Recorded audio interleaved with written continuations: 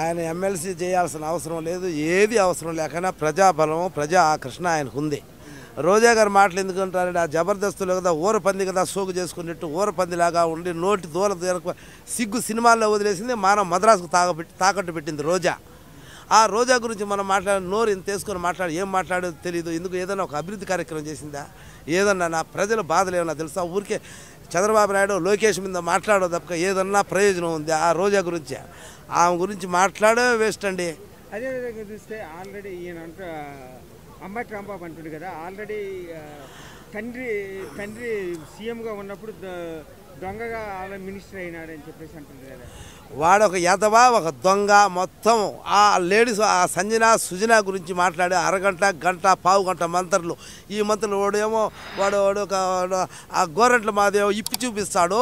వాడు గంటా శ్రీనివాసనేమో ఒక గంట చాలు ఎవరున్నారు అని వాడు అడుగుతాడు.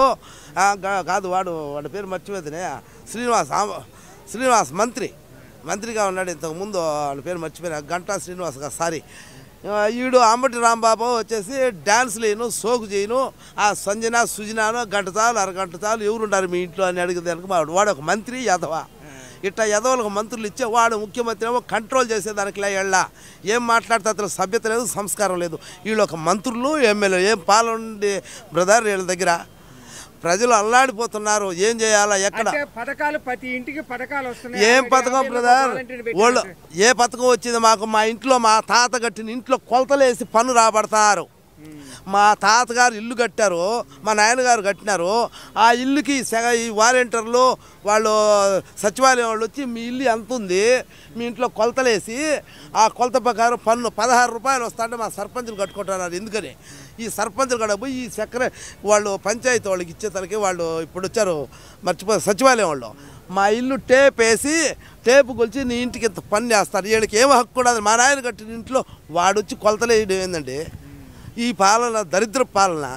ఇటువంటి వాళ్ళ దగ్గర ఇది ఎప్పుడు చూస్తే రాజధానులు 3 రాజధానులు చేసి నేనే మంత్రి పదవి ఆ రాజధానిలో దగ్గరగా ఉంటే వాని తల వేయి ముక్కలుగా ఖండాలుగా నరికింది.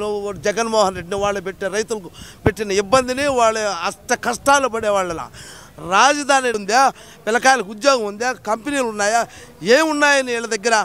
అంటే పథకాలు ప్రతి ఇంటికి పథకాలు చేరుతాయి. ఏం పథకం అండి? వాడు పథకం బంద వాడు ఏం పథకం? మాట తిప్పను మడం తిప్పను మాట తప్పను అని అంటున్నాడు కదా. ఆల్రెడీ మాట లేదు మడవ లేదు. మడ్రలు ఎట్ట చేయడమో తెలుసు, కూలీలు ఎట్ట చేయడమో తెలుసు, ఎవడు చంపాలో తెలుసు. సొంత చిన్నాయనే చంపినాడు. వాడు ఒక మంత్రి ముఖ్యమంత్రి. వాళ్ళ నాయన సచ్చుంటే శవం ఆడు ఇంకా సంతకాలు చేయించాడు. వాడు ఒక ముఖ్యమంత్రి అయ్యా. వాడికి ఎట్లా ఛాన్స్ వచ్చి అవకాశం వచ్చి ప్రజలు వేశారు ముఖ్యమంత్రి ఒక అవకాశం అనే.